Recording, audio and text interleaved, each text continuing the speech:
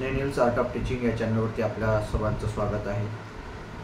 महाराष्ट्र राज्याच्या संदर्भात जी लाडकी बहीण योजना आहे त्या संदर्भामध्ये पुन्हा एकदा राज्य सरकारला सुप्रीम कोर्टाने फटकारलेले आहे।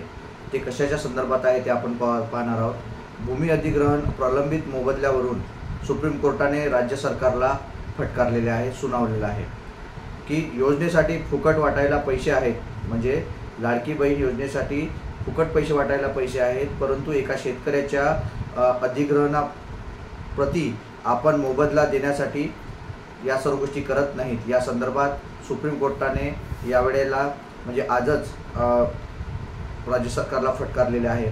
सुप्रीम कोर्टाचा सरकारला संतप्त सवाल केलेला आहे की सर्वोच्च न्यायालयामध्ये पुन्हा लाडकी बहीण योजनेचा पुन्हा उल्लेख एकदा करण्यात आलेला आहे। हा 1950 साली एका शेतकऱ्याने सरकारला म्हणजे पुणे येथील एका शेतकऱ्याने सरकारला जमीन दिलेली होती। ही जमीन जी आहे ही जमीन डिफेन्सच्या संदर्भात, डिफेन्स इंडस्ट्रीच्या संदर्भात आम्ही सुरू करणार आहोत। आता आहे या जागेवरती आम्ही एक इंडस्ट्री उभारू आणि या इंडस्ट्रीच्या मोबदल्यात, या जागेच्या मोबदल्यात आम्ही तुम्हाला दुसरी जागा किंवा या मोबदल्यात आम्ही पैसे देऊ।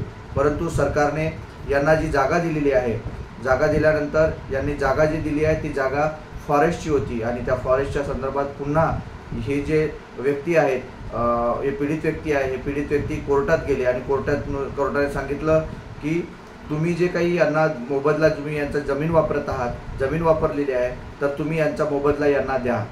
तर शासनाने त्यांच्याकडे पैसे नाही आहेत किंवा शासनाने अजूनपर्यंत त्यांना जी जमीन दिलेली आहे त्याच्या मोबदल्यात कोणताही पाठपुरावा न करता त्यांना पैसे परत दिलेले नाही आहे किंवा पैसे देण्याच्या बाबतीत हयगय करत आहेत। कोर्टाने त्यांना सुनावलं की तुम्हाला कोणत्याही हालतीमध्ये या शेतकऱ्याला हे पैसे द्यावेच लागेल आणि पुन्हा एकदा ठणकावून सांगितलं की जर तुम्ही ते पैसे दिले नाहीत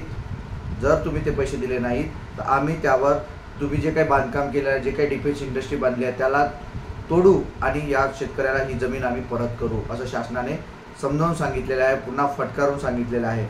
तुम्ही तुमचा लाडका भाऊ किंवा तुम्ही तुमची लाडकी बहीण ह्या ज्या गोष्टी करत आहात हे चुकीचं आहे आणि या ठिकाणी तुम्ही हे पैसे खर्च करत आहात, परंतु एखाद्या शेतकऱ्याची जमीन तुम्ही वापरत आहात, तर त्या शेतकऱ्याला तुमच्याकडे पैसे द्यायला, त्याचा मोबदला द्यायला मात्र पैसे नाही आहेत।